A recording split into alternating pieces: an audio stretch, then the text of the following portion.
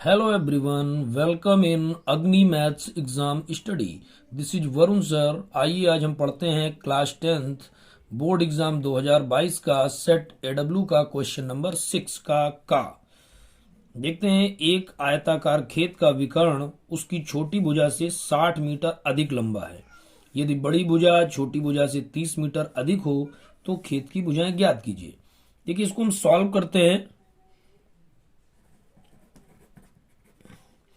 समझने के लिए हम एक आयत भी बना सकते हैं, और वैसे आयत बनाने की आवश्यकता नहीं है इस सवाल में, लेकिन एक छोटा सा फिगर हम बनाकर यहाँ पर आपको आयत के माध्यम से समझा सकते हैं।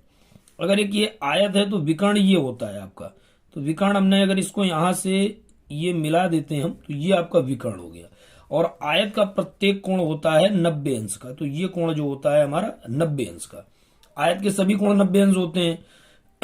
अब इसमें विकर्ण जो है उसका भी रिलेशन छोटी भुजा के साथ है, और जो बड़ी भुजा उसका भी रिलेशन छोटी भुजा के साथ है। तो हम इस स्थिति में यहां पर मानेंगे, माना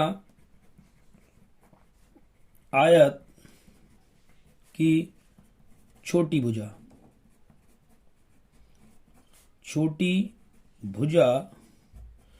बराबर x मीटर हम मान लेते हैं, छोटी भुजा। अब छोटी भुजा हमने मान ली। अब देखते हैं क्या कहता है। एक आयताकार खेत का विकर्ण, तो विकर्ण ये है ना, तो हम ले लेते हैं विकर्ण। विकर्ण, अब विकर्ण क्या कह रहा है, उसकी छोटी भुजा कितनी है, x लिख लेते हैं, से 60 मीटर अधिक लंबा। तो छोटी भुजा से 60 मीटर अधिक, तो 60 जोड़ दें, तो x प्लस 60, ये आ गई हमारी विकर्ण x प्लस 60 मीटर। उसके बाद बोल रहा है कि यदि बड़ी भुजा हम ले लेते हैं, बड़ी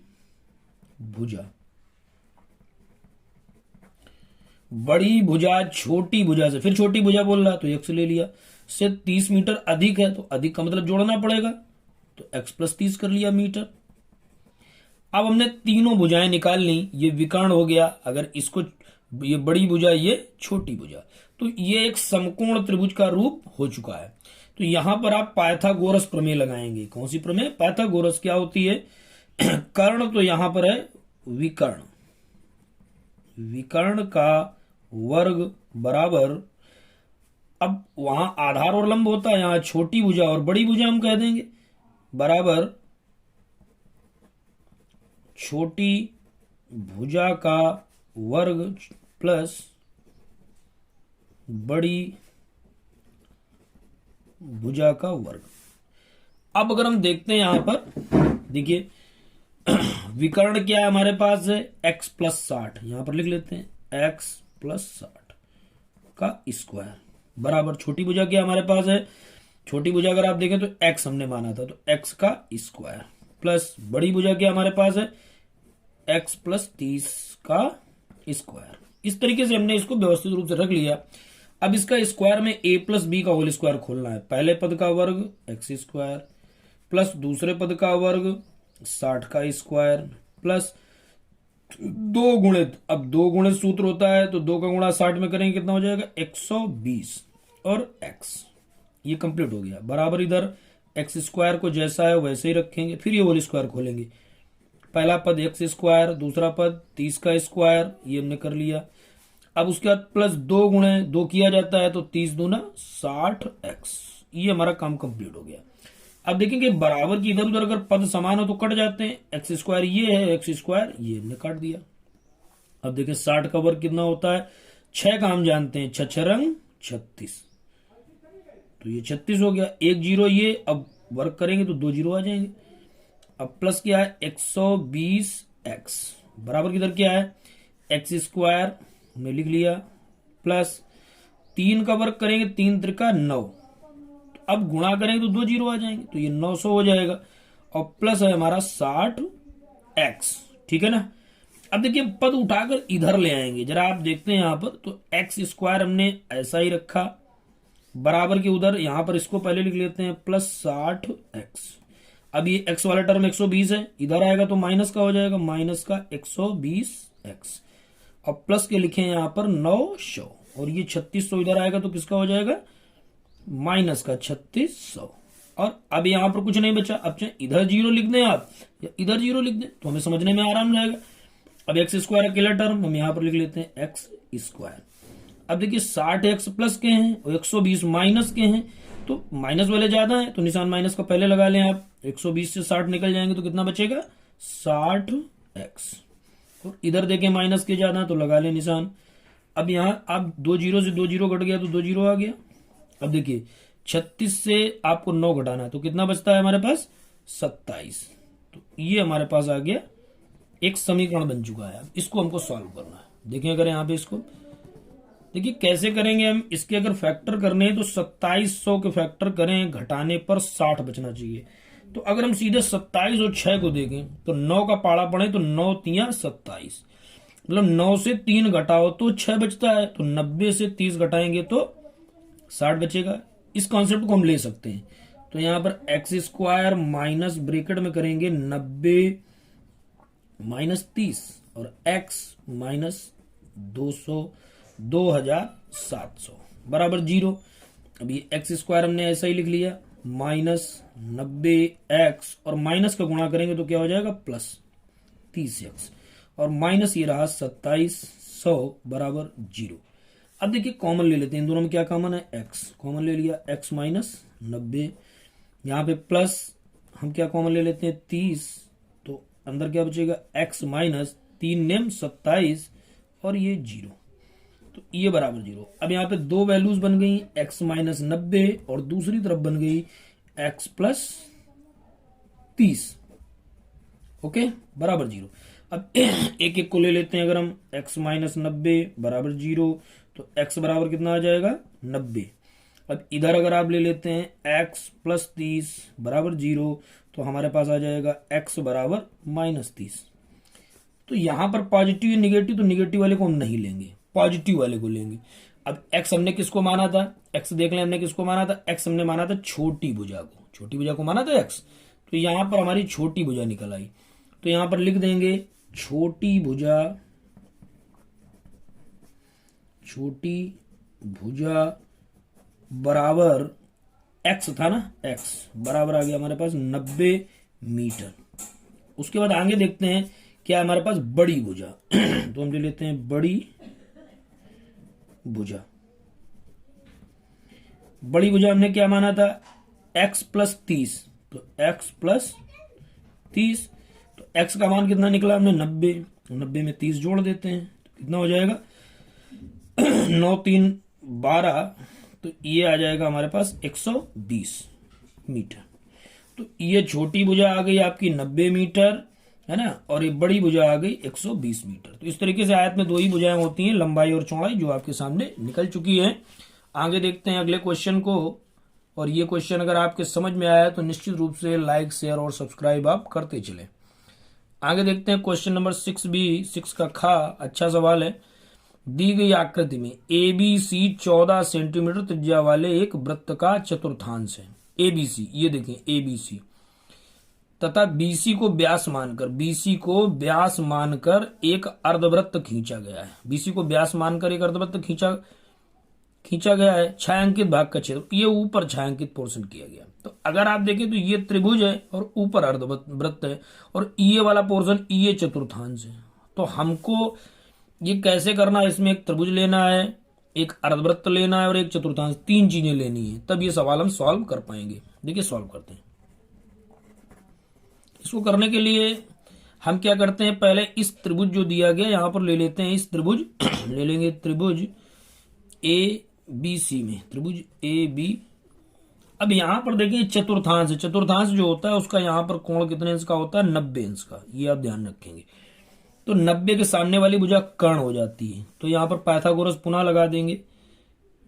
BC का स्क्वायर बराबर AB का स्क्वायर और प्लस AC का स्क्वायर, या आप यहां से BC बराबर निकालेंगे तो ये स्क्वायर हटाएंगे तो अंडर रूट आ जाएगा ना, तो ये आ जाएगा AB का स्क्वायर प्लस AC का स्क्वायर। अब यहां पे मान रख दीजिए आप, AB का मान क्या है, AB का मान देखें 14, लिख दें 14 का स्क्वायर। फिर AC का मान कितना है आपका 14, लिख दें आप 14 का स्क्वायर। तो आपका ये कितना आ जाता है 14 का स्क्वायर, 14 का स्क्वायर इसको लिख सकते हैं आप इस तरीके से ना, 2 गुणे 14 गुणे 14, ये लिख सकते हैं आप इस तरीके से इसको, क्योंकि 14 का स्क्वायर है 2 बार और 2 बार आ रहा है 2 का गुणा करने पे, तो ये पेयर ये बाहर आ जाएगा। इसको आप लिख सकते हैं 14√2। ये किसका मान आ गया? BC का। और BC हमारा इस अर्धवृत्त का व्यास है। क्या ये इसे लिखेंगे अर्धवृत्त का व्यास। और हम ये आपको सिखा चुके हैं कि व्यास को क्या बोलते हैं? 2R।